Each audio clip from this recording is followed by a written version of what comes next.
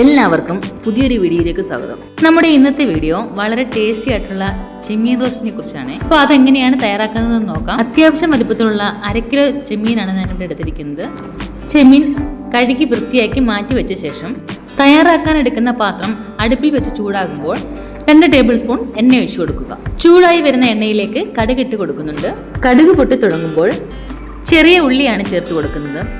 കൂടെ ഒരു സവാള അരിഞ്ഞത് കൂടി ചേർക്കുന്നുണ്ട്. ചെമ്മീൻ റോസ്റ്റ് ഉണ്ടാക്കുമ്പോൾ ചെറിയ ഉള്ളി തന്നെ ചേർക്കുന്നതായിരിക്കും കൂടുതൽ നല്ലത്. ഉള്ളിയുടെ ഒപ്പം തന്നെ ഒരു പിടി തേങ്ങ അരിഞ്ഞത് കൂടി ചേർത്ത് കൊടുക്കുന്നുണ്ട്. ഒരു തണ്ട് കറിവേപ്പിലയും കൂടി ഇട്ട ശേഷം ഒന്ന് വഴറ്റിയെടുക്കാം.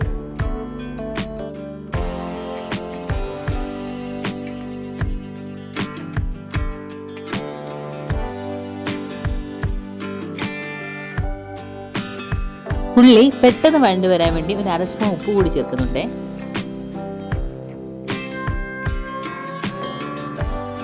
ഇനി ഉള്ളിയിലേക്ക് ഒരു കഷ്ണം ഇഞ്ചിയും ഒരു 5 അല്ലി വെളുത്തുള്ളിയും കൂടി ചതച്ചതാണ് ചേർത്ത് കൊടുക്കുന്നത്. കൂടെ ഒരു മീഡിയം സൈസ് തക്കാളിയും കൂടി ചേർത്ത് ഒന്ന് ഇളക്കിയെടുക്കാം.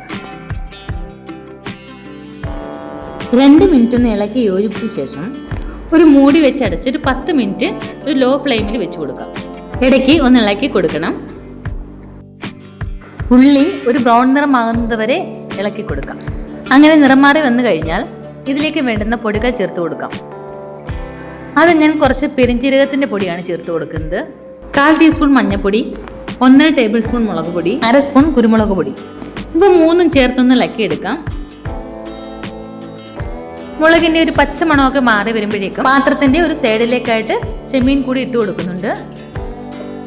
ഒരു 3 മിനിറ്റ് കഴിഞ്ഞപ്പോൾ തന്നെ ചെമ്മീനൊക്കെ ഒരു റോസ് കളറായി വന്നിട്ടുണ്ട്. ഇനി ഇതിലേക്ക് ആവശ്യത്തിന് ഉപ്പും ഒരു തണ്ട് കറിവേപ്പിലയും കൂടി ചേർത്ത് ഇളക്കി കൊടുക്കാം.